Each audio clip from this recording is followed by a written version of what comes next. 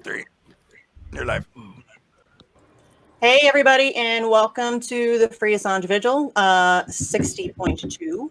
I am joined today with by my host, Steve 61.1. Boykin. It's 61.1. 61.1. Oh, sorry. We're in week 61 already.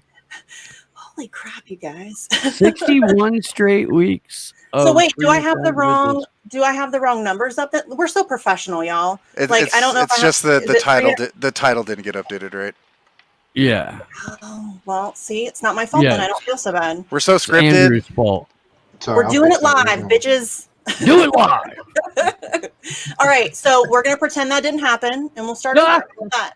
Okay, ready? Here we go. Should we do the what is it? Is it the Wayne's World thing? The rewind or whatever. Anyway, all right, yeah. So here we go.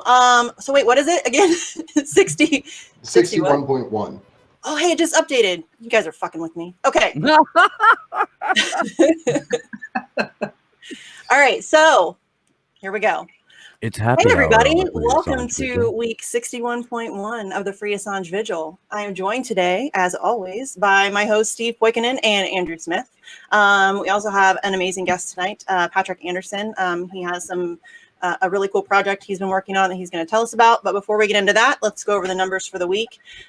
We have 355 days of illegal and arbitrary detention for Julian Assange. 509 days since the Wikileaks founder was trafficked from the Ecuadorian embassy after being sold to the United Kingdom for a $4.2 billion loan from the International Monetary Fund loan to Ecuador. Julian has been held without rearrest since new superseding indictment issued by Bill Barr's Department of Justice, which was June 24, 2020, which is 70 days. We have 6 days left until the second phase of the extraordinary rendition hearings. So it's, time's up. Here we go. We have 1,187 days of incarceration in federal custody for Reality Winner. And our little tiny ray of hope and bright light, as always, is the 168 days of freedom for Chelsea Manning. And just to remind everybody, Chelsea has been going live on Twitch Thursday through Sunday. I think it's from 7 to 11 p.m. Eastern. So if you guys want to, pop in there and just, show her some love, she could definitely use it, I guess, So yeah, is that all? Oh, Andrew, did you want to talk about the GoFundMe and the action for the week? Yeah, sorry, I was muted. So we are going to DC. We will be there for the full 3 weeks, as everybody knows, hopefully already. You can find that full event schedule on our website, and I'll drop it in chat for everyone as well. But we do have the GoFundMe still running, and it'll be going through about the middle of the third week, maybe towards the end. The money takes about 2 or 3 days to actually arrive, so we'll be able to use it for food, for additional printing material, and things like that while I'm actually in DC. But there are some other GoFundMes up as well for Julian's legal team, and you can also always donate to the Courage Foundation too, or to WikiLeaks directly through their website. But I do want to talk about this week's call to action, because I did put one out earlier, and it's 2 parts. The second part I'll talk about first. That is simply a call to action that was put out by the Courage Foundation, and I'm going to just drop that link in there. And this is just the same thing we've been talking about here for a while, which is the idea of decentralized activism, which is being that one person in your community that stands up to make some noise about Julian's case. And the other part of the action is reaching out to your local Congress critters. I have 3 different tools in there that we use quite regularly: ResistBot, Contacting Congress, as well as National Priorities list of representatives that they have. So I just want everyone to take a moment here as we get closer to Julian's trial to understand how lazy our Congress actually is here in the U.S.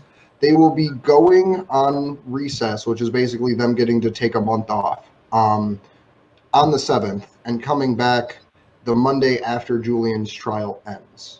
His hearing ends over in the UK. So they conveniently aren't going to be in their offices for the entire time that the most important event in free speech has happened in the last century. So if you could go on there and reach out to your local Congress critters and ask them for a meeting, most importantly, see if you can get them to sit down with you. But beyond that, just send them information educating them about Julian and his situation, because we had a recent vote where almost half, just under, maybe about a third, struck down a military budget, or said no to, not struck down, it still passed. But so there are still some people in Congress that may be able to stand up, especially in this moment, if they really understand what's going on. But with that, I will pass it over to Steve. How are you today, Steve? Oh, living the dream of a wildfire evacuee. But before I introduce tonight's guest, let me tell you guys a story real quick though, man, because this is kind of nuts. So the place that we're at, that we got like temporary lodging at until we can go back to our house, which may still be a couple of weeks now. Where's that feedback coming from? At any rate, I think it's Patrick. Mute for a second, Patrick. Hey, there we go. At any rate, the place that we're at for a couple of weeks until everybody can go home is very concerned about the coronavirus. Very, very, very concerned about the coronavirus. Talked about this a little bit when Ryan from The Last American Vagabond was on my show on Sunday, where a guy actually jumped back about 4 feet so he wouldn't have to touch a packet of like Splenda that I had come into contact with, even though he was wearing 2 pairs of gloves and a mask and a face shield. This morning at breakfast, there was a dude who yelled at my 8-year-old, "You need to get 6 feet back now!" And he is also wearing 2 pairs of gloves and a face mask and a shield. And it's like, if you're that scared, you shouldn't be here. You know, like this may be a volunteer gig for you. And if that's the kind of fear that you live in, to the point to where you have to scream at an 8-year-old child who's trying to take the leftover cold yet somehow overcooked jail food that they give us here, you need to go somewhere else. So with that rant being over, I would like to introduce tonight's guest. He's been on my show before. He is a philosophy professor. He writes out of the Black Agenda Report and Mint Press News, and just put together the I believe first bibliography online for WikiLeaks. So please welcome to the show, Patrick Anderson. Patrick, how are you, man? Good to see you. Oh, you're still muted. All right, there we go. Pretty good, man. Thanks for having me back. For sure. So the last time that you and I talked, you were in the process of building this website. And if you could go into what that is and how people can interact with it and where they can find it, that would be wonderful. Yeah. It's if you type into the URL bar, https://wikileaksbibliography.org. It'll take you right to the website, and you can access all the pages. You can access all the pages from there. I wanted to build this because, over the last 4 or 5 years or so, I got really interested in WikiLeaks, and especially around the 2016 election, I thought people didn't really understand what Assange was up to and what WikiLeaks is all about, and it became this like really partisan thing that was read only through the lens of like the Democratic Party and the sort of Hillary Clinton followers, and so I was like, okay, well, maybe this needs to be studied from a scholarly perspective.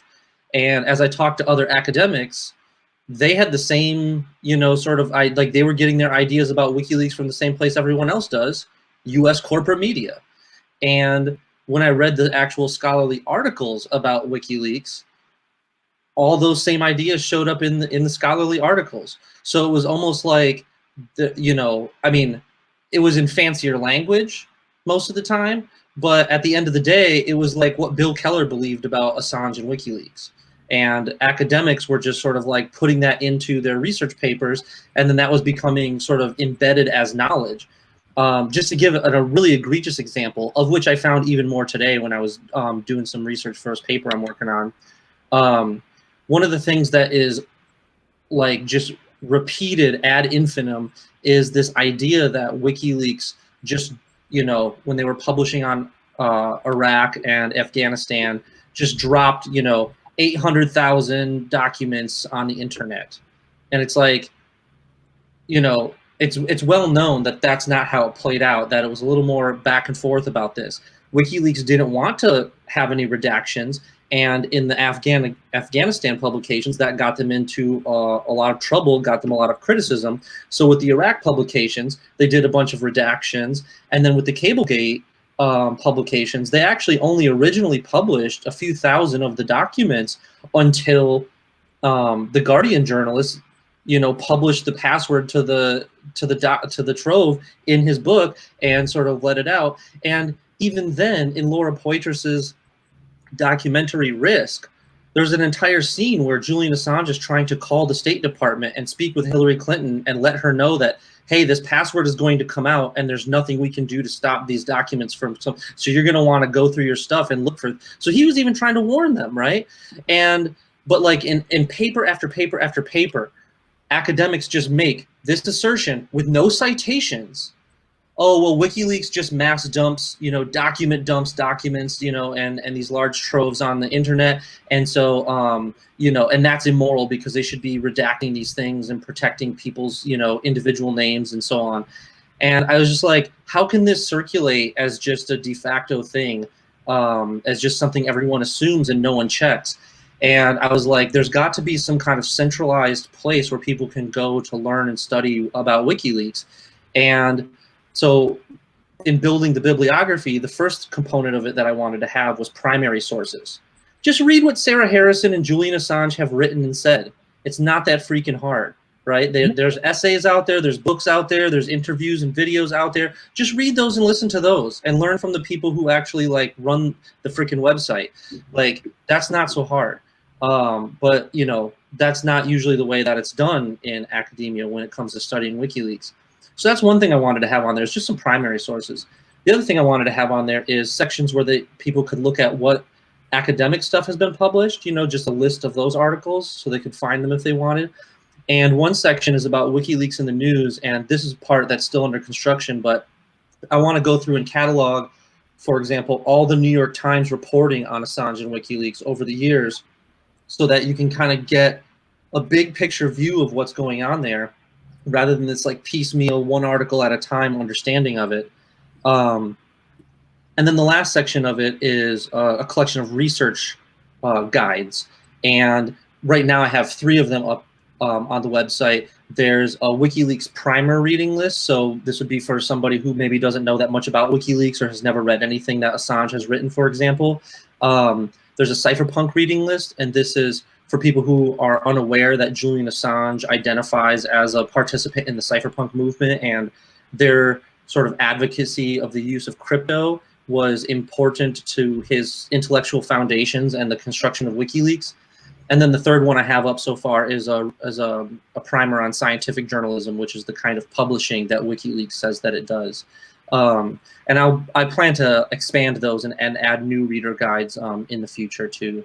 But that's kind of the basic idea, is just like a centralized place where people could go learn about WikiLeaks. And if they had questions, my email's right on the website, so they can email me and ask me something. It doesn't mean I have all the answers, but you know, at least I can do what I can to help. That is that's impressive and fantastic, and it's totally worth noting that when WikiLeaks was publishing the Iraq war logs, it was the Guardian and the New York Times that wanted to jump out ahead with unredacted material, and Julian himself stayed up for like 2 straight days making around 10,000 redactions just so he could kind of cut that off before it happened. And it was, we know from Mark Davies in his talk at Politics on the Pub last year, that the Guardian and the New York Times and Der Spiegel were completely willing and ready to let Julian hang while they still wanted to take credit for getting to this scoop and being the first people in their respective countries to get it out. Yeah, exactly. I mean, you know, Bill Keller is a smug and spineless person. I mean, like, you know, I've read his essays, I've read what he's written about Julian, I've, you know, seen interviews with him, and like, you know, the very fact that he becomes the executive editor of the New York Times, and the New York Times is, you know, sort of this self-identified, you know, paper of record, so to speak. I mean, just the fact that Bill Keller ascends to like the pinnacle of American journalism, and then you see what kind of character he has, and you know, just his disposition. It really just says a lot about the industry as a whole. You know, that like, it's just like politics, right? Like, oh, how does Trump or how does Obama like reach the top of politics? You know, it just says a lot about their character, given the kind of system that we have. And so, you know, the same thing, you know, is true of, and their character says a lot about the system we have. And the same thing is true of Bill Keller. You know, just the fact that he can get into such a position of power and influence within journalism, you know, shows that there is a real issue with that profession and with the sort of news media industry, as it were. Well, a big part of the problem, not to downplay like Operation Mockingbird and CIA plans and all of those fun things that are throughout the media, is the academic institutions which create journalists in and of themselves. Because Taylor Hudak, one of our co-hosts, recently graduated from one, going for journalism, and basically like wasted a whole bunch of money and a whole bunch of time when she could have just started doing journalism instead of going to school for it. But in a lot of academic institutions, there's pushback, even when you try to cover WikiLeaks in like the papers that you write and the reports that you put out and the theses that you develop. And then if you're a journalist major that tries to cover WikiLeaks, it just gets shut down even more so beyond that.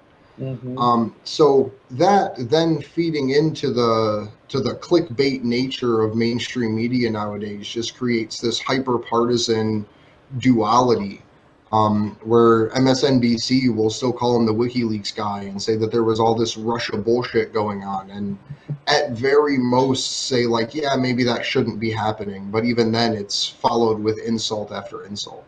No, it's true. I mean, I submitted a paper for an academic journal. It went through peer review, and when I got the comments back, one of the reviewers was great. It was like, look, here's how you can improve the argument. Here's, you know, what we'd like to see to get it published. Super helpful, right? Exactly what it should be. I don't even know if they like WikiLeaks or dislike WikiLeaks or Assange or whatever. Like, it was about the argument. The other reviewer, on the other hand, clearly, like, was just triggered by the fact that I would even write something in any kind of positive manner about Assange. And the comments I got back on the paper had nothing to do with what I wrote. In fact, I don't think they even said anything about what was in the paper. The only thing that they responded to was the fact that I had suggested that Julian Assange is a journalist, and then all the rest, and they of course, like, you know, gave some BS argument about why that wasn't the case. But then after that, the whole thing was about how, well, you know, they don't tell us who their sources are, and so how do we know that they're not being used as a front by foreign government? And I was like, you're telling me that in an academic paper, the best you can do is Russiagate me? Like, that's all you have? Like, so in my response, when I sent it back to the editor, I said, look, this is obviously just a partisan and nationalist response to the paper. It has nothing to do with the argument I was making. I don't know that there's any revisions I can make that will please this reviewer. And, you know, and I didn't get that same reviewer the next time around. So, you know, but like, it's just very interesting. I also have, you know, other academics who suggest to me, they're like, well, do you think that Julian Assange has Trump's tax returns and just decided not to publish them? And I was like, well, what kind of speculation is that? That doesn't make any sense. And they're like, well, maybe he got them and just held them back because he was trying to hurt Clinton and help Trump. And I was like, what day of the week would WikiLeaks not publish a bombshell, disclosure like that? We have Trump's tax returns. That would be massive. There's no way they would hold those back. But it's just because Assange and WikiLeaks can only be interpreted by U.S. liberals through this very narrow partisan and nationalist lens. And, it's really hard to understand, a non-nation state, networked 21st century, sort of digitally native organization like WikiLeaks if all you have is these partisan and national lenses to read it through. And the people that make that argument completely ignore the fact that, all you have to do is go on WikiLeaks. They have a handy little search bar, and you can look, and, they've published damaging information about, just about everybody, multiple countries, Republicans, Democrats, everybody. They've published damaging stuff against Russia. So it's this complete, land of make-believe where, they've convinced themselves that this narrative is reality. And it doesn't matter that it doesn't make any sense at all and that it's been debunked over and over. Bombshell, the walls are closing in, all of that stuff. And it just gets walked back every time. And they're still doing it. It's amazing. And like Steve said, says all the time, the United States is the most propagandized country on planet Earth. And I think that this is just a prime example of that, because the fact that this, crazy theory is continuing into 2020 and beyond is, proof positive that people do not have critical thinking skills anymore. It's kind of crazy. Last week, my wife was telling her aunt that, I was going to DC and why I was going to DC. And as soon as she said Julian's name, her aunt goes, "What, is he a Trump supporter?" Like they're related.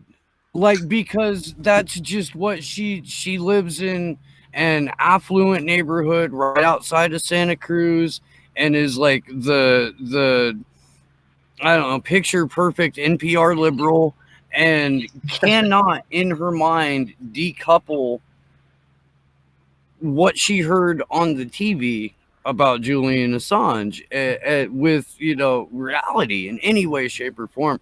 I'm sorry I dropped out there for a minute. My fucking phone decided that I didn't have a SIM card all of a sudden.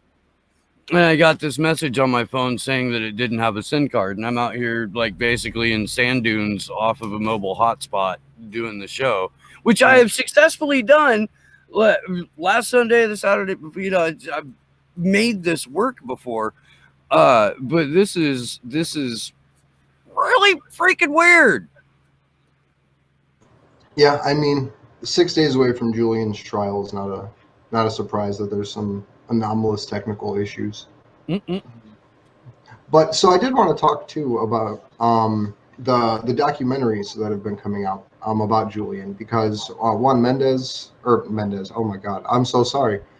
Passarelli released one recently that aired over the weekend that we were fortunate enough to be able to play here on the Vigil. And there was another one that just recently came out as well, focusing on what's been happening to Julian. And I was just wondering if you'd had a chance to see any of those that have been coming out, or if you had a chance to view any of the teach-ins or any of the other documentaries that you'd put up on your playlist. Yeah, the most recent one that I'm aware of is the Not in Our Name, the psychological torture of Assange one. That's the most recent one that I'm familiar with and that I've seen, which kind of follows up from the reports that have been coming out about the last 2 years about his failing health and the fact that the UN has basically declared that he's he has the symptoms of someone who's been tortured. He has those kinds of conditions. So that's the one that that's the newest one that I'm familiar with. There was over the weekend, Juan Passarelli released a documentary. I can't remember the title of it. I'm trying to pull it up here real quick. But the one that just came out was released by DW Documentary. It's called WikiLeaks, Public Enemy Julian Assange. This came out back in February, and it's gotten close to 1 million views out on YouTube now. And I just always think things like this are really awesome to try to share around. So I was just gonna make sure I got this one over to you. Cool. Yeah. Yeah, I don't have that one up on the site yet, so I'll have to add it. But yeah, I spent a good chunk of last summer and this summer trying to go through and dig up decent documentaries about WikiLeaks. There's a really good older one from 2010 called Wiki Rebels, and it's a Swedish documentary, and that one is pretty good in terms of documenting, you know, the time where the Afghanistan and Iraq war logs were being published. There's another one, Sex, Lies, and Julian Assange, and that one is about the sexual assault allegations in Sweden, and it does a pretty decent job of like giving a straight up timeline of like, here's when events happened, here's, you know, when this came out, here's when the police reports were leaked to the tabloids and everything like that. And I found that one to be, you know, sort of just incredibly helpful for unpacking what exactly, you know, is going on there, you know, as the events unfolded and what the actual accusations are. Because, you know, like I said, if you just read the New York Times or something like that, they'll just say, oh, he's been accused of sexual assault, and then they move on, and then, but you never really see like under what conditions is this happening, and, you know, who might be actually using the victims instrumentally for their own purposes, you know, law enforcement agencies, you know, across Europe and the United States. So, so I mean that, you know, there's, you know, there's some pretty good older documentaries as well, and I think, you know, those are two that I found to be super informative even. Absolutely. I'm actually trying to get those pulled up on your website to put the link in the chat for everybody. Yeah, I do want to real quick. I want to circle back to an earlier part of the conversation where we were kind of kicking around academia a little bit, because I don't think it gets its share of criticism, especially in terms of U.S. propaganda and how people are sort of put into these groupthink situations with material that's ostensibly supposed to inform and instruct and educate them, that is nothing but bullshit and smears. And there's a reason when Ray McGovern talks about the Mickey Mat, that the A in Mickey Mat stands for academia. Real quick, because I love that acronym, it's the Military Industrial Congressional Intelligence Media Academia Think Tank Complex. And it is so just all inclusive, and it's really hard to take one aspect of the Mickey Mat without seeing the influence of the rest of them in it. And that's what we're not just fighting the military industrial complex. We're not just fighting an establishment or legacy or corporate media. We're up against all of these institutions that are thought to be, you know, pillars of both intelligence and I fucking respect, and it is the complete opposite of that in most cases. I realize that you're a professor. I'm not specifically talking about you, Patrick, but as Andrew mentioned, I mean, Taylor was going up to her master's review board, and they're like, you can't talk about this, you can't include this in your thesis, you can't have, you know. And it's so fucking shameful that an institution of higher learning would be like, you can't use that source because it's too true for your journalism degree. Yeah, I mean, in the introduction to the WikiLeaks files, you know, Assange writes about the kind of moratorium that certain sectors of academia have put on using WikiLeaks documents as the basis for their, you know, for their academic publications, and like, being inside academia and having been, I mean, if we count from undergrad days through grad school and now as faculty, I've been in academia for 13, 14 years at this point. And, you would think that it's like the place where you can go and there actually is just like pure free discussion. But they're humans, they're socialized into an institutional and professional culture the same as everyone is. And there's, values and norms and assumptions that come along with being socialized into those circles. And so that means that some things, like things about WikiLeaks in particular, they can just be stated and restated with no footnotes, no citations, because it's just seen as true. It's common sense, it's matter of fact, and so you don't need citations for those. And so, like when I try to broach these kinds of conversations, the first thing people do nowadays, at least, is think that I'm like some Trump supporter dude. And I was like, like I wrote my dissertation on the Black radical tradition. I don't know what business I would have like Trump in any kind of, in any kind of fashion. It's not like the Black Panthers politics leads you to be like, yeah, Trump is great, make America great again. So like, so like there's just, they're like there's no way for them to reconcile all that in many cases. But yeah, I mean, I went to grad school at Texas A&M University. It's an old school military college. And when you think about the structure of it, like even just like here, like, so you have the you have the George H.W. Bush School of Political Science, and they have everybody coming through there from, regional FBI offices all the way to Mike Pompeo coming in to give speeches at Texas A&M. It's very connected to the State Department and the Justice Department in that way. Then you've got the College of Engineering, which is gets tons and tons of money from military contractors, Raytheon, Boeing, Lockheed Martin. And then you've got like the actual military part of the school, the ROTC program that has its different factions, Army, Air Force, and so on. So when you look just at Texas A&M, like there's the military industrial complex right there, and it's all embedded in academia, just like Ray McGovern says. So you've got your diplomats and your federal law enforcement being trained in the Bush School. Then you've got your engineers being trained in the College of Engineering who are going to go work for the defense contractors that make the weapons. And then you've got the people being groomed to be officers and go into the military and into the Pentagon. And then like that's the network, right? And it's like, and it's all in one place. It's all in this one training, all of this one training ground where you can produce all these people to fill all of these institutions.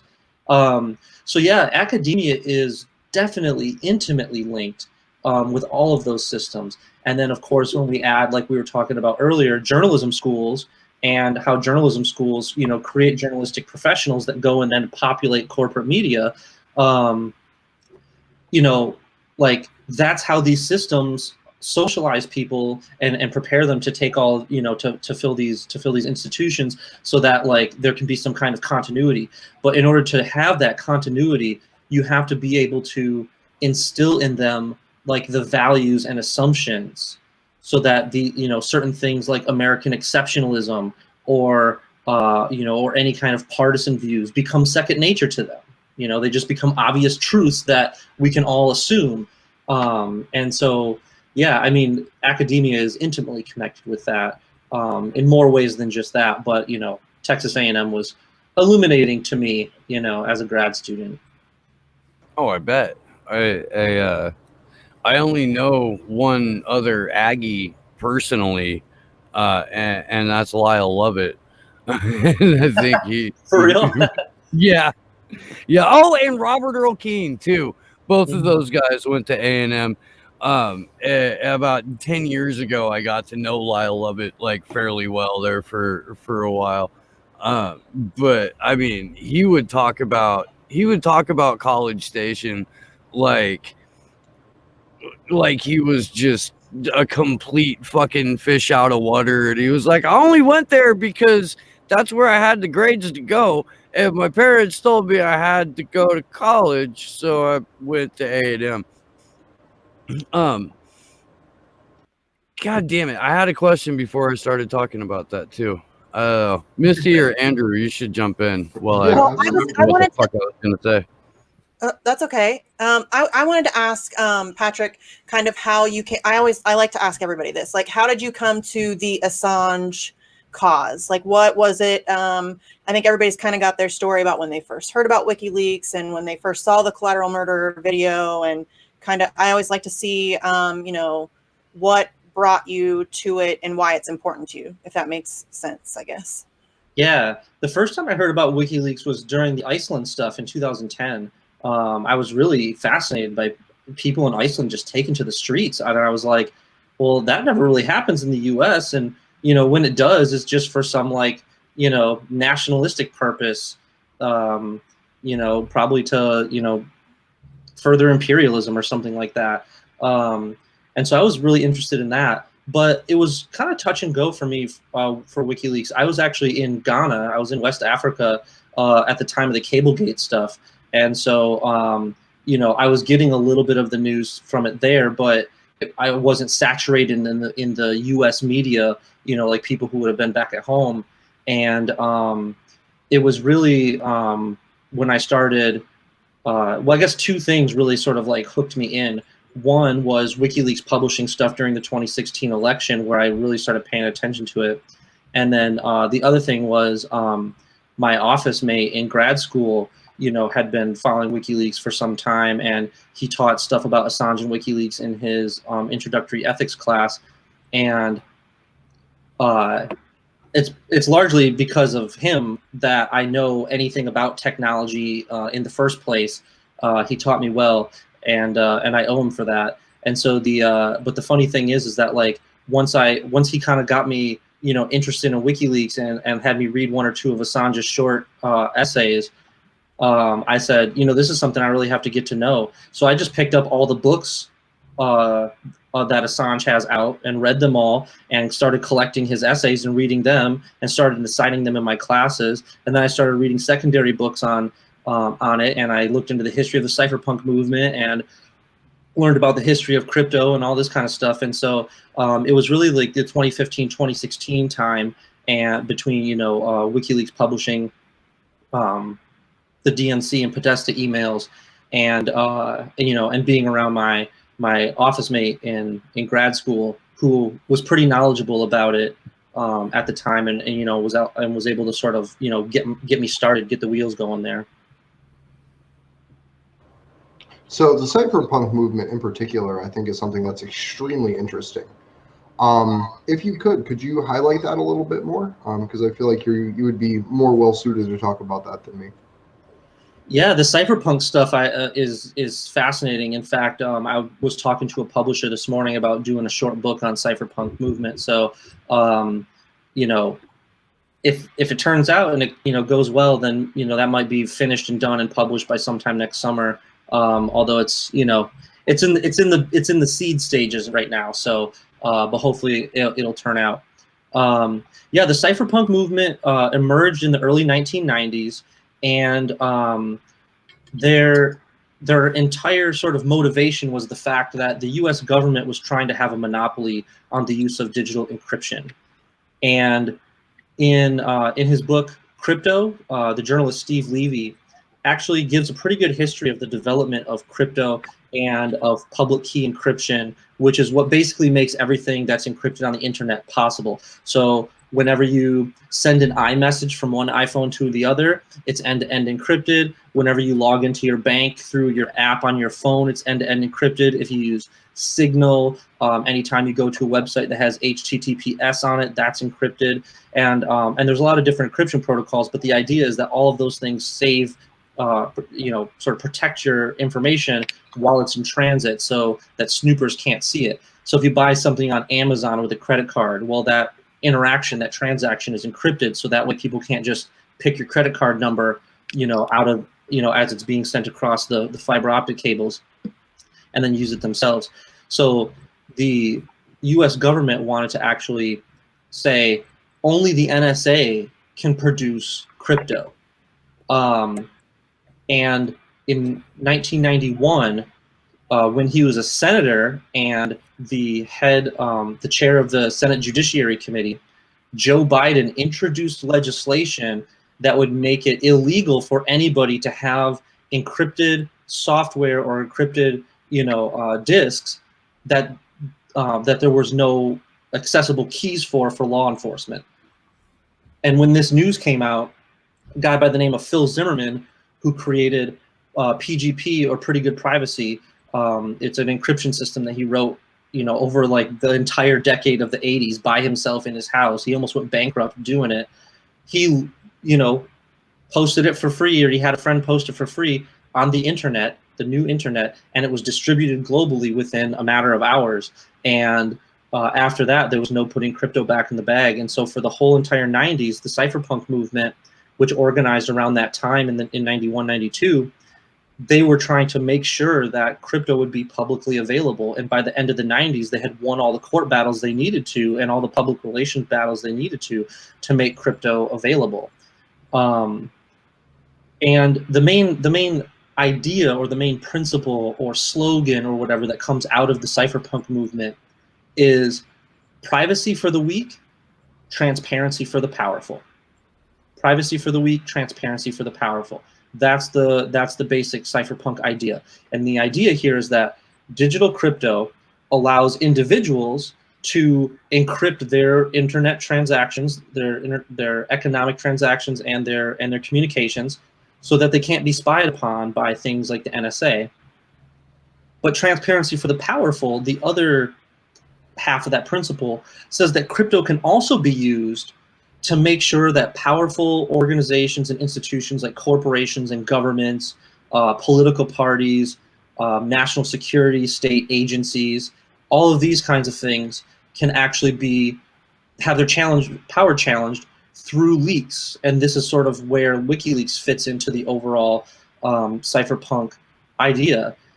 The idea that you can create an encrypted system and elicit leaks from these organizations such that the organizations don't necessarily know where they're coming from. And so they kind of panic and turn inward, and they have to snuff out the leak somehow. And, that makes it harder for them to carry out their nefarious designs. And so WikiLeaks actually really is embedded in this history of the cypherpunks, and through its use of encryption, but also through the fact that it's trying to uphold the second half of that slogan or principle, transparency for the powerful. And so, there's other cypherpunk-inspired crypto tools like Bitcoin, for example, right? Cryptocurrencies are a kind of mainstay in cypherpunk circles. And it's because they're a kind of currency that, governments don't have control over, and currencies that governments don't depend on, yet all the security and the independence is built into the hashing technology that makes those, the blockchains, that build the currency up. So, so that's kind of the basic, history and main idea of the cypherpunk movement, as I understand it. I usually try to make the point that in the credo, privacy for the weak, transparency for the powerful, what weak means is that you don't have political agency, you don't have financial security or freedom. Maybe you are not part of the predator class, as it were, because I usually get people that kind of you calling me weak, motherfucker, and it's like, no, dude, just look at it this way.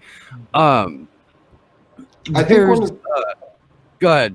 I think one of the biggest struggles is the way that people view themselves relative to intelligence communities and view their privacy relative to intelligence communities, because you have people literally anywhere. If you go up and start talking about oh, the NSA is collecting your data, you still get the George Bush era, well, I'm not doing anything wrong, so what do I need to hide kind of idea. And so I try to poke holes in that for people to really drive home what privacy means and what their digital information means, to where most people will allow their mother-in-law or friend or relative to watch their kids, but almost no one's going to let them watch their phone for the weekend. And No. so why would people allow that to happen where the government can come in, and you're not going to let the government watch your kids, so why are you going to let them watch your phone?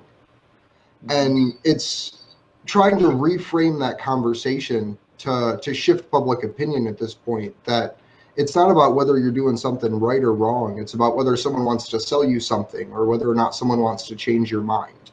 And that's really where the struggle for privacy comes in, because they're not trying to go and take down everybody that wants Medicare for all or wants gun rights. What they're trying to do is figure out what buttons they have to push to change your mind about certain topics. And that's where these mass collection programs come in. Yeah.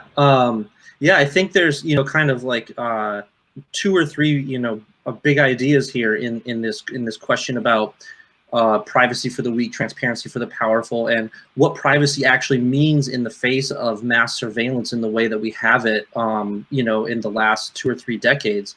The first thing is that, by juxtaposing weak and powerful, the cypherpunks actually put power at the center of the analysis, right? That's a necessary part of understanding surveillance and privacy.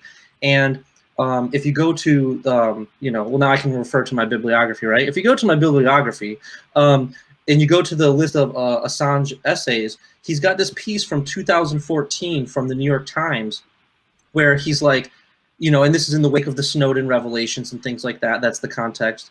And he says, we've been, people have been talking a lot about privacy the last year, but we need to be clear about why we're talking about privacy. People refer to privacy as if it's inherently valuable, but it's not. The reason that we have to defend individual privacy is because every single time individual privacy is rolled back further and further, that expands the power distance between these powerful institutions and your average person. And so he says that, we defend privacy to maintain any kind of semblance of power for, your average person in the United States or around the world, right? And so Assange is very clear that it's a power analytic, it's a power dynamic that makes privacy important. Another thing about it in terms of like, well, if you're not doing anything wrong, that you have nothing to fear. On the one hand, I've always liked Snowden's response to this. Saying that you don't care about surveillance because you have nothing to hide is like saying you don't care about free speech because you have nothing to say. I think that's, a very insightful way of putting it.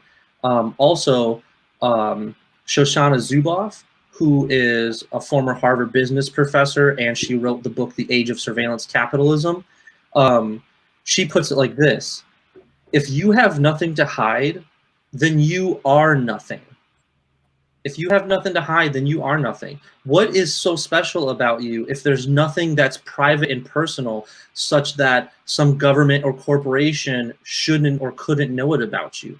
And I think that's a really, sort of insightful way of thinking about it. As a really gross example of that, in a way that people let their privacy go in a mass public way, during the nomination process for the guy on the Supreme Court, what was his name? Brett Kavanaugh? Yeah, during the Brett Kavanaugh hearings. There was this weird thing that happened on social media where people started using hashtag why I didn't report. And were basically outlining their experiences for people live on the air and putting this out there in this huge dramatic way. And I don't think anyone in that moment stopped to think about what that says or could be used as a way to manipulate them through advertising and using intelligence communities to shift opinions. Mm-hmm. And so it's not even privacy on an individual like my phone privacy. It's making sure that these intelligence communities can't scrape the back end of social media platforms to just aggregate mass amounts of information to judge public perception. Mm-hmm. Yeah. And that's kind of, at the end of the day, that's what's in the background here. And so, when even in my students in my classes, when we talk about surveillance, they oftentimes give me, well, I don't really have anything to hide, so I never really thought about it, and so on. And so I just say, okay, look, I'll pass around a piece of paper in the class, and everyone who just raised your hand at, saying that you agree with the fact that if you have nothing to hide, then you have nothing to fear, just write down your login information. I want your username and password for your Facebook.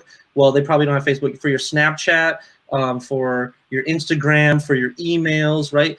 I want all your passwords like that. And, if you have nothing to hide, you wouldn't mind if I spent the weekend just kind of, sipping an Arnold Palmer at home and looking through your messages and looking through your pictures, right? And I pass the piece of paper around the room, and when I get it back to the front, not a single student has written anything on it. It is as blank as when it left my hand. And I say, oh, I thought you guys had nothing to hide. And I just, it just very quickly proves the point to them that they're not as comfortable as they think they are. They like the fact that, well, I don't see the corporations or the NSA scraping my data and collecting my communications and snooping on my transactions. So if I don't see it, it's not there, right? They like to kind of just be willfully ignorant of it, or kind of have this sort of ostrich thing going on. But when it actually comes down to it, when they're confronted with that sort of thing, they're not comfortable with it. And it makes, you have to instill that feeling in them. You have to make them feel that way before they start realizing that, oh, maybe I do actually care about this more than I thought. And at the same time, look at the reaction from the powerful. When you turn, if you don't have anything to hide, can we go ahead and take a look around on them? Like, they'll go out and torture a motherfucker over it. They'll go out and persecute to the ends of the earth and lock down and try to throw into a supermax for 175 years someone who turns that around on them. Oh, you don't have anything to be afraid of? You don't have anything that you want hidden? Okay, we'll show the world what you're up to. Mm-hmm. And that's exactly what Caitlin Johnstone said in her tweet that she put out. I don't remember which show I talked about it on, but the one where she says that, the closer, I'm paraphrasing here and I'm probably butchering it, but the closer you are to power, the less rights to transparency that you should have. And that's it. They don't want you to have any privacy. They want every email, every text message, every phone call, every interaction you have online. They want access to all of that, but you cannot know anything that they are doing. And if you try to expose the things that you're doing, like Steve said, they'll throw you in prison for 175 years. And I'm sorry, sorry. Hi, Daryl. So this actually transitions super well because we were going to talk tonight a little bit later. But if you have time, Patrick, I don't know how long you have on with us. We have Bill Binney's affidavit about the way that intelligence communities are gathering information right now. I'm not sure if you'll be around for when we get to the news segment, but I would love to go over that with you. Yeah.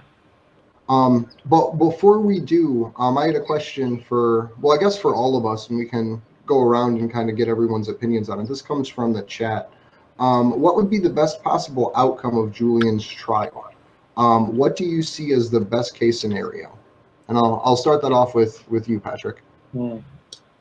Well, as one of my friends likes to do, we can break it down. What's ideal, what's good, what's okay, what's sufficient, and what's bad.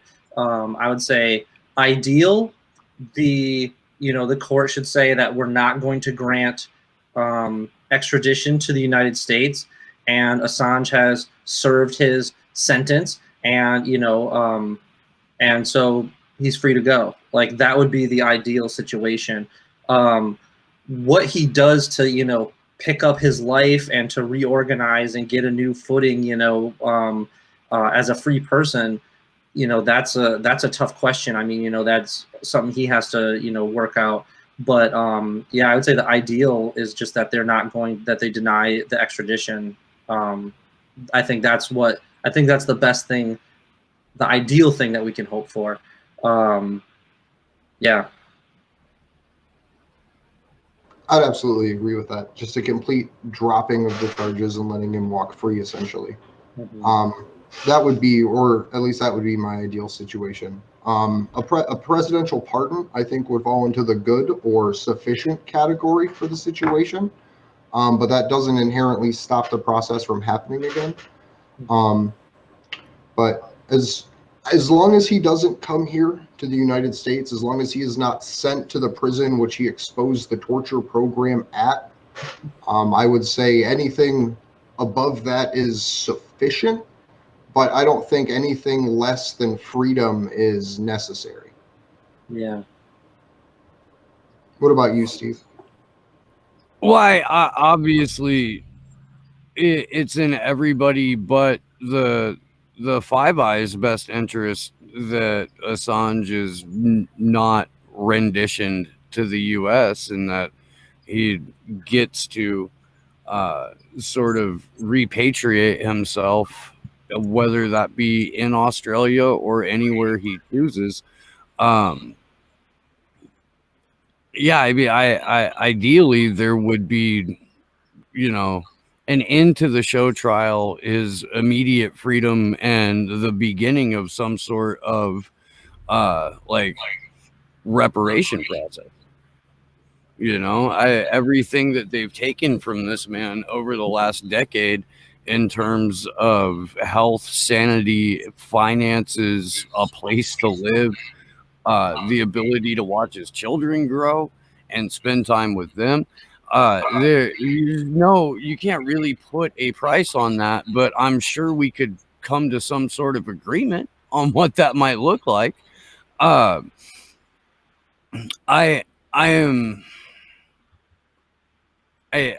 hesitant to like try and put out any kind of hope because of the world we live in, but on its face, there is zero legality to this entire fucking charade.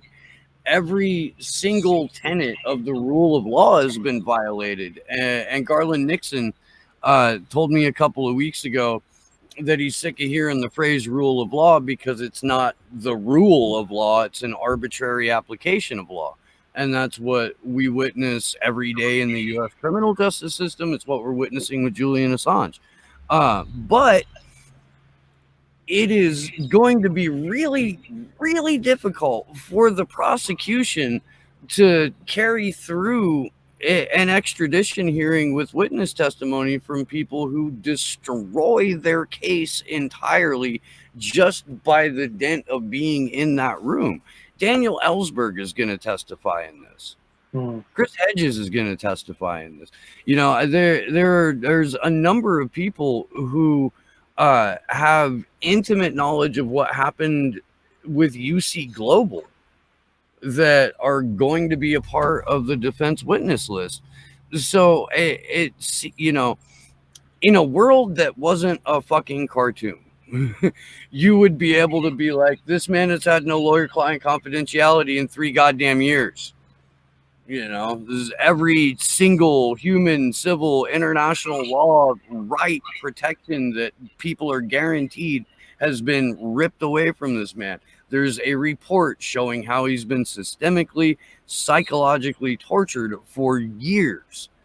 And that's not enough to get a case tossed. I mean, it's fucking ridiculous. But I think it's going to go to appeals. I do. Whatever the UK appeals process is, I don't think the UK is interested at all in what it says in their own law books. I think they're following orders. Misty or Shoshana? Sorry. Well, I mean, I'm honest. I hate answering these questions because I'm a cynic and I get a lot of shit for it. But yeah, it doesn't look great. I mean, if we're just being honest, it doesn't look great. So, I mean, if you're asking me like what my ideal situation is, obviously I would like to, honestly, just for my own selfish needs, I'd like to go Hulk smash Belmarsh and carry him out myself, just for my own personal, like, feel better session, but I can't do that. So, I mean, but I don't know if there's a best case scenario here, because Steve's right. It's going to, whatever happens, it's going to go to appeal. It's going to get dragged out even longer. They're going to continue to abuse this man and break him down physically, mentally, emotionally, spiritually. And I, unless we can get a whole lot of people to get a whole lot louder, I don't see that. It doesn't look great. I mean, I'm sorry. I hate being the bearer of bad news, but let's just be honest about the system and situation we find ourselves in, like, and not to mention it's 2020, y'all. If you are in the Washington, D.C. area, September 5th through 25th, please join Action for Assange. You can find all the locations we'll be demonstrating throughout the nation's capital on our website. Nice, dude. That was smooth as shit, Steve Poikinen. Smooth as shit. Nice. I'm impressed right there. We need to do did some that AS- all in one breath too, and y'all see That how was much amazing. I'm seriously impressed by that shit. That was great. When are we doing the ASMR? okay, so I ASMR. Did you be real? Did I you listen rehearse to a lot that? of R.A. the Rugged Man and trying to keep up with that dude when he's in the middle of a flow, like in one breath, trying to match the breath control of that. It's a chore. It's a task. It's a genuine workout. But my fucking 42-year-old fucking pack and a half a day ass can kind of get there. Kind of. I'll smoke less in DC. I won't be allowed to smoke indoors anywhere.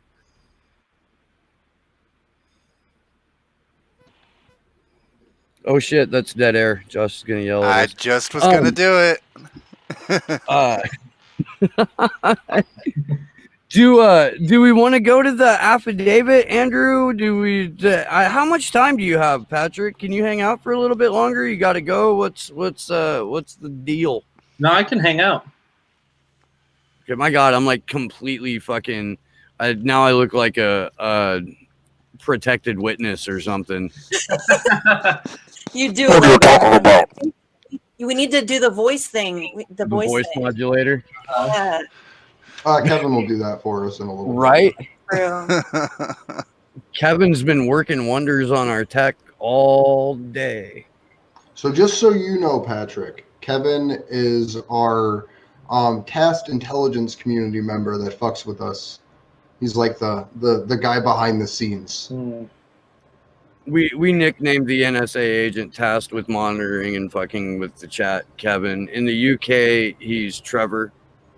Yeah. Because if you don't laugh at it, then all you'll do is like give a possum scream all day, every day, and that's slightly less productive. Yeah. So yeah, the other day when I was working on the website, I spent Saturday, I spent hours like putting in, like building pages and everything like that. And then Sunday morning I woke up and I was like, all right, let's get to this and let's, finish it up. And it wasn't working. And I was like, the first thing I thought of was like, did my website get sabotaged? Blame Kevin. Yep. That's what I do. Fucking Kevin! He's following the funnest. A little cathartic. It is. So are we doing the affidavit thing? I actually wanted to do the Craig Murray thing first. I wanted to talk about just where Craig Murray's at and what's going on. If you could pull up that first article, Josh. Assange travesty continues. So Craig, this came out 2 days ago on craigmurray.org.uk, which is a website that you should already have bookmarked in the first place. The travesty is Julian Assange's extradition hearing resumes fully on 7 September at the Old Bailey. I shall be abandoning my own legal team and going down to London to cover it again in full for an expected 3 weeks. And guys, Craig Murray's coverage of the first phase of this was just absolutely incredible. How this is going to work at the Old Bailey, I do not know. COVID restrictions presumably mean that the numbers in the public gallery will be tiny. As of now, there's no arrangement for Julian's friends and family in place. It looks like 4 a.m. queuing is in prospect. By 7 September, it'll be 6 months since I applied to resume my membership of the National Union of Journalists. I still have not the slightest idea who objected or what the grounds were for objection. I have not heard from the NUJ for months. A senior official of an international journalist organization has told us that he inquired and learned from the NUJ national executive that has considered my application and set up a subcommittee to report. But if so, why is this secret? Why have I not been informed? And why am I not allowed to know what the objection is? I find this all very sinister. At this stage, it is not paranoid to wonder whose hand is behind this. The practical effect of this is that without NUJ membership, I cannot access a press card and avail myself of whatever media arrangements are in place for the Assange hearing, just as I was kept out of most of the Salmon trial. I have now reached the stage where I would like to take legal action against the NUJ, but the finances are beyond me. I'm not going to ask you to donate because we are going to need all our resources for the contempt case against me, which the Crown dragged out. I shall be writing next week about my own case and that hearing earlier this week. I would just note now that the virtual hearing is entirely unsatisfactory and unfair on defendants. There was at least one occasion when my QC agreed with a suggestion of the judge when I would have instructed them not to had I been, as I should normally have been, seated near them in court and able to instruct. Unlike our adversaries, including the Integrity Initiative, the 77th Brigade, Bellingcat, the Atlantic Council, and hundreds of other warmongering propaganda operations, this blog has no source of state. So, guys, if you haven't already, throw a few coins Craig Murray's way. He needs our help. We needs the exact same energy that we're putting into Julian Assange's case behind his. It is mentioned in the indictment against Craig Murray that him writing about the first part of Julian's hearing has been incorporated into this contempt charge. And so I would honestly like to know if they're using that contempt charge and thus the fact that they're saying specifically his reporting on WikiLeaks is what makes him such a profound journalist, if that's being used by the NUJ to deny his actual application. Because not allowing Craig Murray in court is a fucking travesty in and of itself. And just to point back to that first week that Steve had talked about, if you could pull up that Glass Box is an Instrument of Torture article. This is one of the articles that Craig wrote about Julian's trial. He also has a daily update and probably one of the best descriptions of the court cases that happened.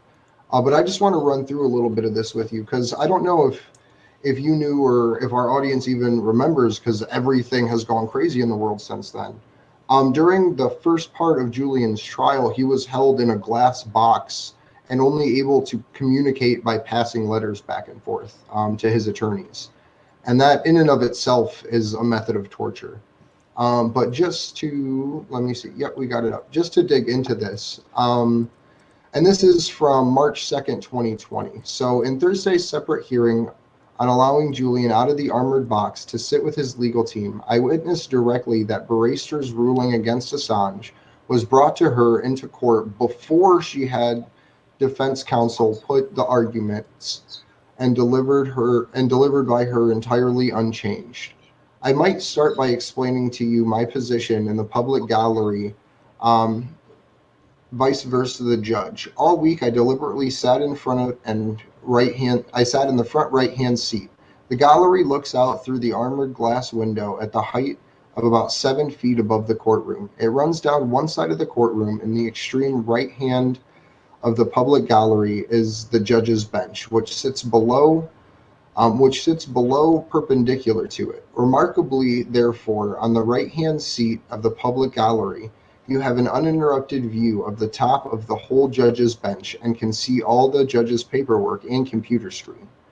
Mark Summers, QC, outlined that in the case of Bolsov versus Russia, the European Court of Human Rights at Strasbourg ruled against the Russian state because Belsov had been tried in a glass cage, particularly identical in construction and in position in court to that which Assange was. It hindered his participation in the trial and his free access to counsel and deprived him of human dignity as a defendant. So I am interested, above and beyond this entire thing, how they are even getting away in a civilized Western nation of openly torturing a man in court at his own court trial. What I find amazing is we allow serial killers to sit with their lawyers. The Boston bomber was allowed to sit with his lawyers. I mean, seriously, there's, I think BTK or whatever. This dude is like standing in court in this nice little suit, and he's talking about how he, slaughtered a bunch of women, and standing with his lawyers. But Julian Assange is acting as Hannibal Lecter. Or is that just me? No, Steve kicked back on. No, that was me. I was trying to go through my phone so that I didn't look like the protected witness, because we don't have a voice modulator. So I was, What do you mean, Steve? Yeah, but anyway, it's just nuts that this guy has to sit behind this glass wall and can't even speak to his lawyers. And the fact that people are just okay with that being a normal court process, and that's somehow fair, and it's crazy. And I don't know how to, I know I say this all the time, I don't know how to get people to see how bad this is. It's just really frustrating. I'll co-sign that one. I was going to say a big part of it is no portion of the media has their hair on fire. No portion of independent media, aside from us, there's no one that's covering, well, there's some others, but there's no one in video form as deliberately covering every update of this case as we have been. And I think that's one of the big problems, is you have these people with multi-million view platforms that decide to take a back seat when it comes to covering literally the thing that's going to allow them to continue to have that platform into the future if they so choose to do actual journalism. Yeah, I mean, we talk about it all the time too. It has an effect on the way that an audience thinks too. If you're like training your audience to only perk their ears up when you talk about, Bernie or the election or Trump, and you don't mention Julian Assange, you don't mention the national security state, you don't mention press freedom, you don't mention Chelsea Manning or David McBride, or you're not telling people like I hardly ever see Kevin Gostola on other people's shows, and it's such a shame because he's got an entire podcast dedicated to whistleblowers. Like, if it's not in the consciousness of the audience, then they're not gonna fucking care when somebody else comes along like, why aren't you paying attention to this? And they're like, did you say what Elizabeth Warren said? Who gives a fuck? Like, there are massively more important things that you can concern yourself with and spend your time on. And if you're going to engage in politics, engage from the perspective that like this is not a system that's designed to do anything but kill most of us, and our solution to this machine that kills us shouldn't be let's slap a couple shiny new parts on it every 2 to 4 years. It should be the design of a new machine. Yeah, and I think, like ever since Trump won the election in 2016, there's been this kind of like outcry in liberal politics about, oh, Trump said that the press is the enemy of the people, but like the press will turn around and say that Assange is the enemy of the people. Even mainstream media is the enemy of the people. I'll say it. Come at me, bro. I'll say it. They are absolutely the enemy of the people. But like Right, but like the idea here is that like in sort of like liberal political circles, one of the things that you keep seeing is that like they're outraged that Trump would, you know, attack the media in our free democracy, right? And then when you go, okay, but the very thing that's going to save whatever you think is the free media in the free democracy is like making sure that Assange goes free. They don't care, and it's partly because they're holding a grudge from 2016 because they either blame Julian Assange in part for Hillary Clinton's loss, or they see Assange as part of this, you know, ongoing Russiagate, Trump, Putin, WikiLeaks triangle, and you know they kind of think like, oh well, you know, he deserves what he gets or something like this. And there's no way of thinking systemically about it, right? Like in terms of what it means for a system of communication, in terms of the way that the press works, because you know that if Assange is extradited and convicted under the Espionage Act, there goes whatever, you know, the minimal amount of independence there used to be for outlets like New York Times and so on. That's gone, you know, and so Well, like I think that's part of the point, where the only real like groundbreaking with huge quotation marks around it report about exposing bullshit that's happening overseas in war is the Afghan papers that the Wall Street Journal put out, or Washington Post, one of those companies. And it was literally like the most softball, like kid glove shit you could say about the war in Afghanistan. and it was like Chelsea Manning showed us that 8 years ago. Right. And it's to the point that that's considered journalism, like saying the most basic, like, we have no idea what we're doing, somehow translated into them having this great piece when all it was Amazon lashing out that Jeff Bezos lashing out that his company didn't get the contract to have all of the CIA servers. Mm-hmm. Yeah. It's so cartoonish, man, because when the Afghan papers came out, what came out immediately after in their own reporting, in their own articles about it, was the process by which they went through to obtain this information. And they threw $3.5 million, or no, it was 3.5 years and hundreds of thousands of dollars Freedom of Information Act requests, lawsuits, and they, you know, litigated for every scrap of information that they put into the Afghan papers. And I don't know a single content creator or journalist who's working for an independent outlet or a smaller outlet or self-publishing that has, you know, $250,000 lying around. Yeah, where they can engage in these FOIA suits and try and obtain information that way. And the FOIA process is being abused so egregiously by not just by our government, but by governments in the Western world, that it's being made to where if Julian is allowed to go through this rendition and, you know, appear before the Eastern District of Virginia, the only time any sort of like quote unquote state secrets or leaks will become available to the public at large is through a well-funded effort in order to make one side of the duopoly or the other look bad.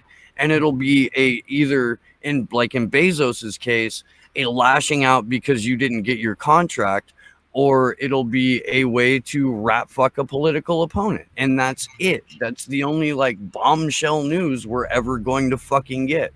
I'm not going to live in that world. I'm going to fight my ass off for a world where there's privacy for the weak and transparency for the powerful. So yeah. If we could we get into the what is this? The affidavit from Bill Binney? Mm-hmm. Yeah, I will put it up on the share screen, and then for the first time today, it will be bright on my screen. I've got the images up. Do you have the slides? Okay. Yeah. Well, never mind then. I tried to clip out as much as I could of like the meat of the information. The first slide that we have though is about Bill Binney in and of himself. This is him going over the essentially what he calls his credentials. There's a lot of people that trust Bill Binney, but I do have to put out there, just as we do every time that we talk about someone from the intelligence community, that there is a possibility that there may still be issues and they may still have some kind of ulterior motive, and they are still under legal obligation not to tell us everything that they know. But with this, as you can see, I don't want to just read through all of it, but I just wanted to put that up there just to kind of put this history out there and give a little background on Bill. He was one of the technical directors at the NSA, one of the head people in charge of actually writing and overseeing the development of particular programs. And he was working on the programs while the NSA was developing their mass surveillance technology. And he had developed a tool that was previously used called ThinThread, or that would have been used, called ThinThread. And essentially, and the next slide that we have breaks it down for the way that it is used to collect information from the NSA. So do you want to read through that article or that second slide, Steve? Sure. Devices running ThinThread monitored international communications traffic passing over the internet. Where one side of an international communication was domestic, the NSA had to comply with the requirements of the Fourth Amendment and the Foreign Intelligence Services Surveillance Act, FISA. With ThinThread, for United States nationals, no content would be captured and metadata would be encrypted to ensure the privacy of U.S. citizens until a warrant could be obtained from the FISA court. The attacks on September 11th completely changed how the NSA conducted surveillance. Funny how that worked out there, Bill. FISA ceased to be an operative concern, and the individual liberties preserved in the U.S. Constitution were no longer a consideration. In October 2001, the NSA began to implement a group of intelligence activities now known as the President's Surveillance Program. So what Bill's saying here is that ThinThread didn't violate your Fourth Amendment, kept your metadata encrypted, and maintained your digital privacy. At least that's the way it's been put to us.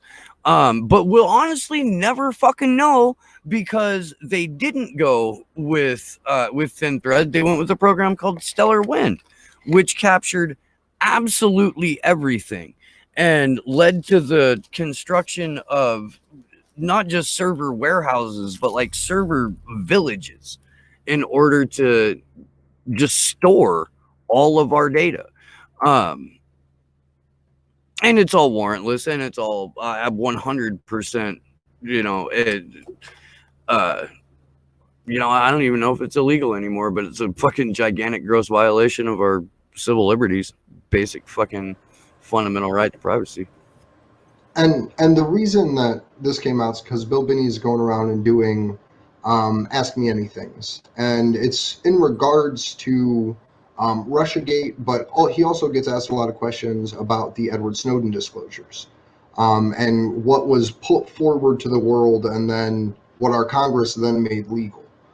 And that's what this third slide, I believe, begins to talk about there. Exhibit 4, labeled Barney Access, shows the tap points the NSA's Barley program. Barnley, I hope I'm pronouncing that right.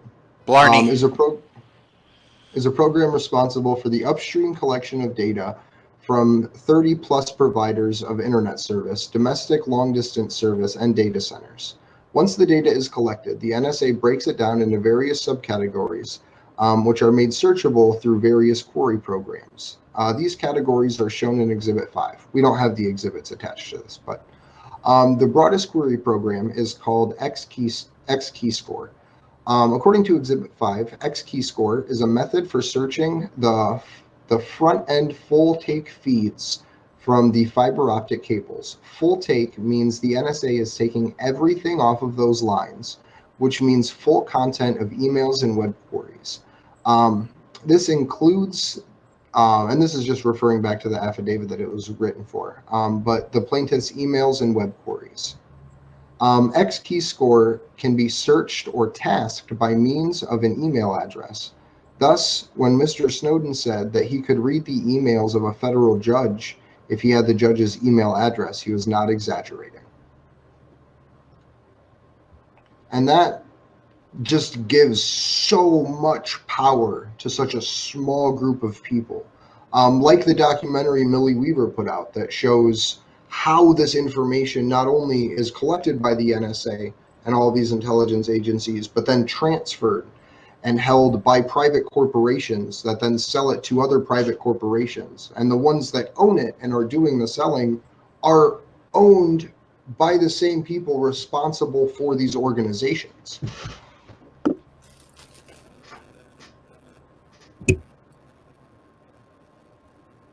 We got nothing there. Chime in, anyone, if you got anything to say about this shit. I think it's both creepy and fascinating, and it really, like, I know Misty's into true crime stuff. Like, this is true crime stuff right here. That's basically what our surveillance industry has become, is just this massive criminal enterprise that partners with the same people that fucking sell you shit.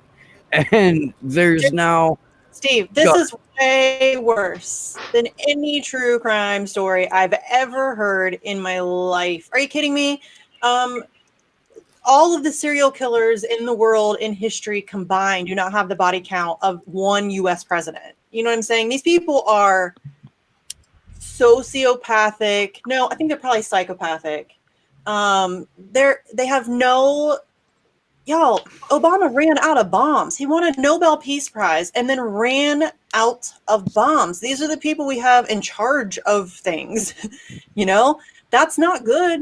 And then they now have access to literally the entirety of your life. I mean, our lives are online. It's very digital. We're all, our credit card purchases, our our banking and our social media and all of that stuff. And then we're giving these, I mean, they're crazy people. And I'm not saying that to be like ableist or, offensive or what. These are completely insane, evil people, and they're in charge, and then we give them access to all of our information. That doesn't seem like a great idea to me. I don't know. Mm-hmm. At the same time that they want to prevent us from knowing anything about what they do behind closed doors. Exactly. And it's that information disparity that supports, maintains the power disparity, that's going on there. It's asymmetrical psychological warfare engaged on the civilian population by a hostile rogue element inside government that then turns and hijacks the rest of the entire democratic process, and we should be mad about that. Yeah, I mean, so one of the things that I've been using in sort of like my more recent analyses is based on my research about counter insurgency methods. And the basic idea here is that like counterinsurgency has three main principles.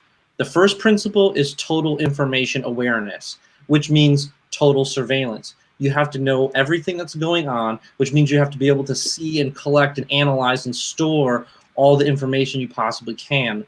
The second thing is isolate and eliminate the antagonistic trouble population, right? The antagonistic minority. So whether this is, the Vietnam fighters fighting the U.S. military, or whether this is counterinsurgency in Iraq, or whether this is the U.S. government using counterinsurgency methods to break up the Black Panthers and other organizations in the United States. The idea is that total information awareness becomes the basis by which you can isolate and eliminate the so-called problem subset of the population. But then the corresponding strategy to that is then win the hearts and minds, so to speak, of the rest of the general population. And so what this means is the three parts here are total surveillance, violence against the subset that's seen as the problem, and then psychological operations to quote unquote win the hearts and minds of the rest of the population. And so the counterinsurgency model actually captures surveillance, psychological operations, the violence of military and police apparatus, and combines them into one overarching theory. And you know, as I was studying this counterinsurgency stuff, and then I was thinking about Julian Assange calling WikiLeaks an intelligence agency of the people, what I realized is, in fact, when people study surveillance and think about the NSA or Google or whatever on the one hand, and then other people study news media and, you know, sometimes through like a psychological operations kind of lens, journalism, you know, that sort of thing, they're studying these things as separate, but they're not. News media outlets are intelligence agencies, and the question is, for whom are they doing intelligence? And that means that institutions like the NSA and the institutions like the New York Times, they're all just on a spectrum, right? It's not that they're different kinds of things, like by their essence, right, in and of themselves. It's more like that they're just different degrees on the same spectrum of the same kinds of institutions, intelligence institutions, and they do different functions within this larger counterinsurgency operation. And that means that if WikiLeaks is an intelligence agency of the people, then we have to ask, like, the corporate-owned media outlets in the US, for whom are they doing intelligence, right? And obviously, you know, there's enough historical evidence to show that it's not clear that it's always for the public and in the public good. But I think that gives us a theoretical model for bringing all those things together and thinking about it through that counterinsurgency lens. You know, it also explains, you know, why the U.S. government tries to eliminate these, you know, why they use surveillance as the basis to eliminate these things that they see as threats to it. As you broke that down, the intelligence, the isolate and eliminate, and then the propagandize is the word I wrote down as you were explaining that third step. That's exactly what's been done to WikiLeaks and to Julian, most in particularly. And if you try to view the world as there are those trying to release information and those trying to guard it, the entire last year of the world, so to speak, to me at least, seems like it's been to further isolate and to further gather intelligence while making the propaganda so that way the main core issue is ignored. And I know it's easy to feel that way about a myriad of topics for whatever you're fighting for, but in particular, the global media military establishment has been working against WikiLeaks and literally reshaping itself to be able to come to this point now where 10 years ago, Julian wouldn't have been able to be prosecuted in this way.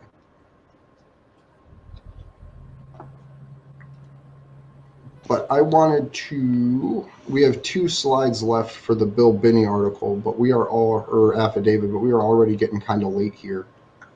And I think Steve's screen's almost completely black from the light at this point. It is almost completely black. Yeah, which is weird because it's not completely dark out here. But like, if I turn on the flashlight on my phone and hold it right up to my face, it doesn't show up. Like, it's fucking weird. Wow. Super weird. I don't know. I'll mess with it tomorrow.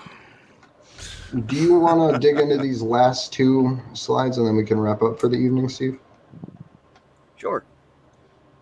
Let's do that. Bulk collection is making it difficult for the NSA to find the real threats. The net effect from the current approach is that people die first. The NSA has missed repeated terrorist incidents over the last few years despite its mass monitoring efforts.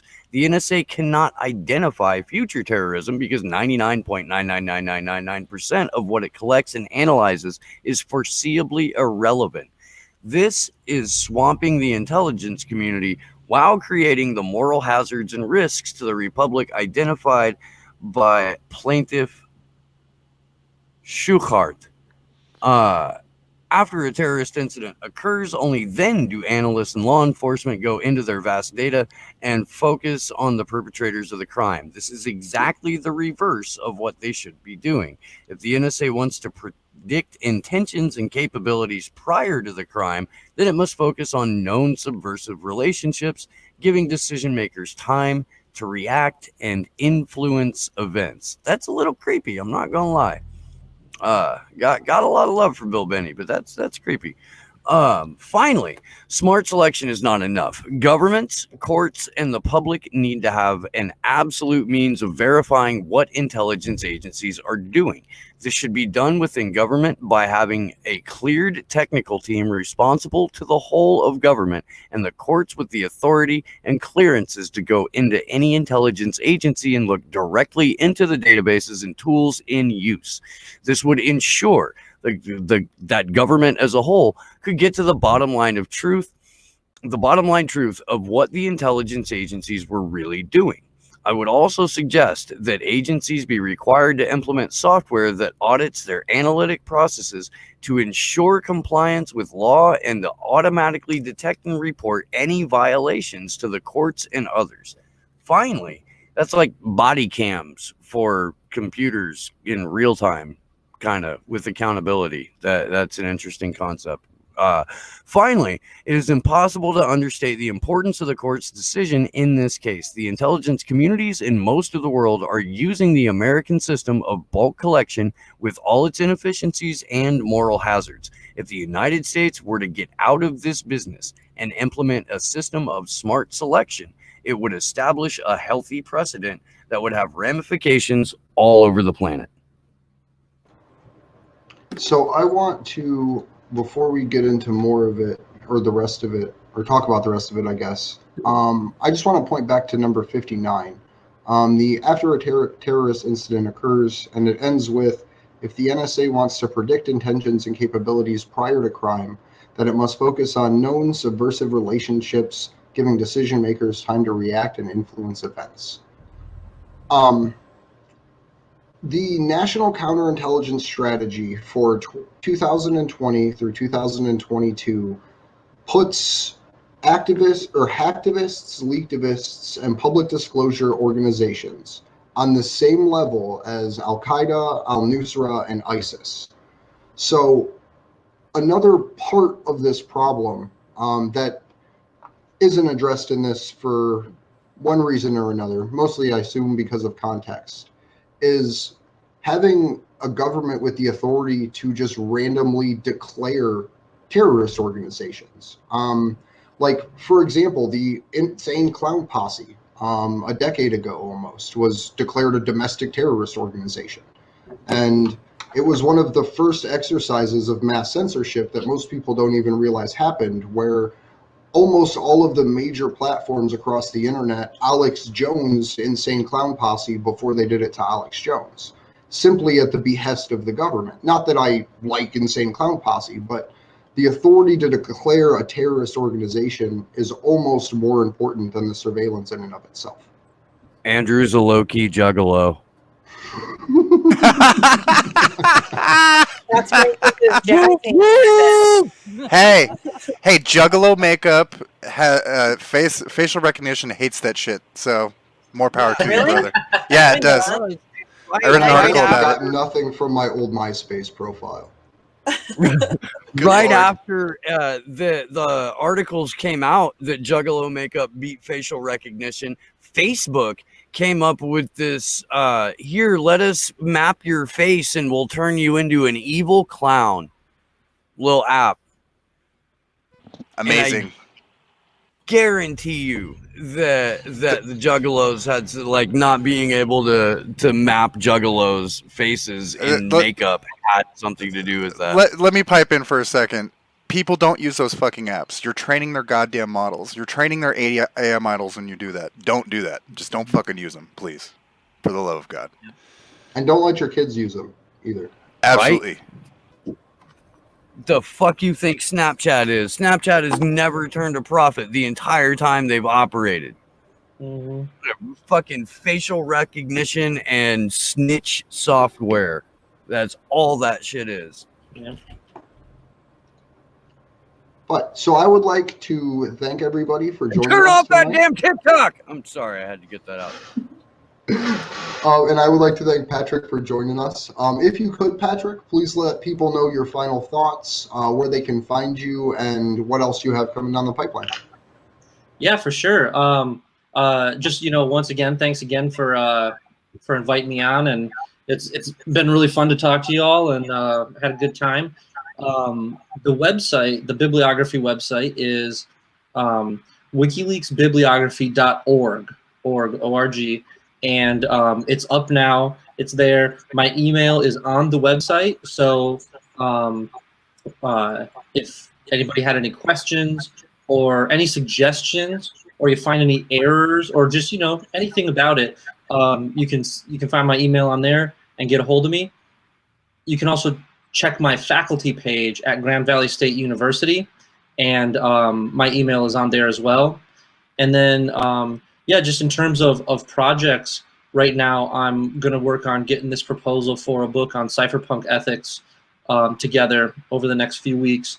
And I've got a few academic articles that are about to be rolled out that deal with Assange, WikiLeaks, the cypherpunks, and so on. Of course, the academic publishing cycle is like really long, so those won't be out for a while. But if anybody's interested in just Word document or PDF drafts of what I have, I'm allowed to distribute those for free. So again, at my email is where you can get a hold of me. Yeah, I would love to get those and go over them on the show. I think that would be wonderful.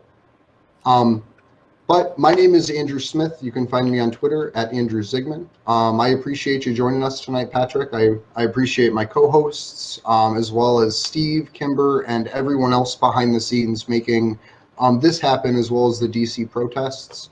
I just want to one last time drop the links to our calls to action in chat.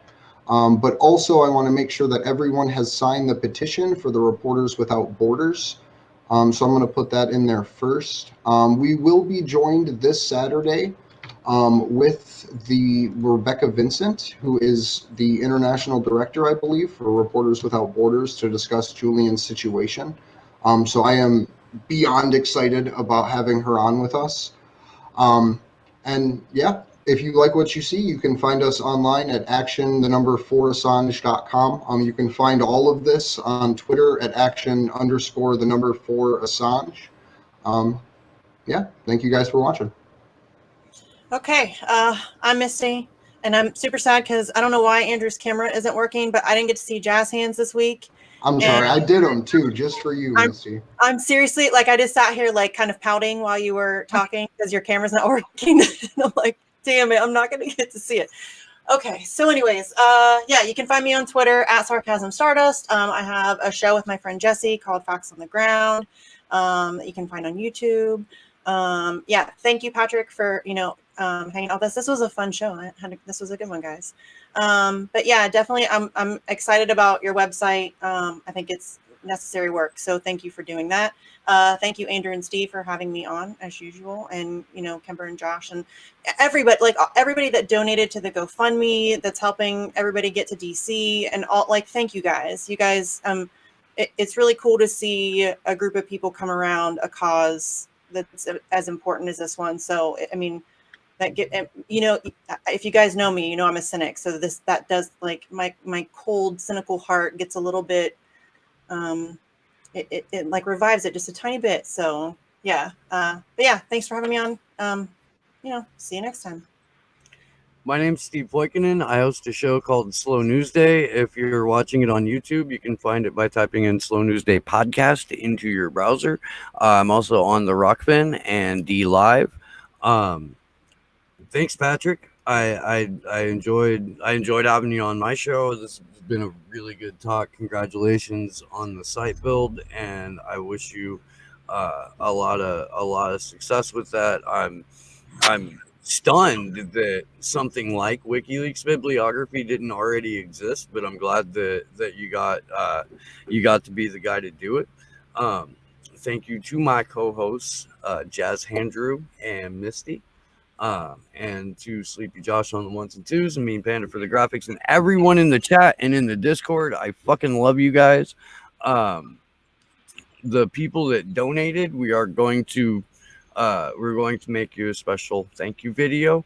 By special, I don't mean that we'll be without clothing. I just mean it'll be fun. The next time we see you will be in the nation's capital. So until then, good luck to us all.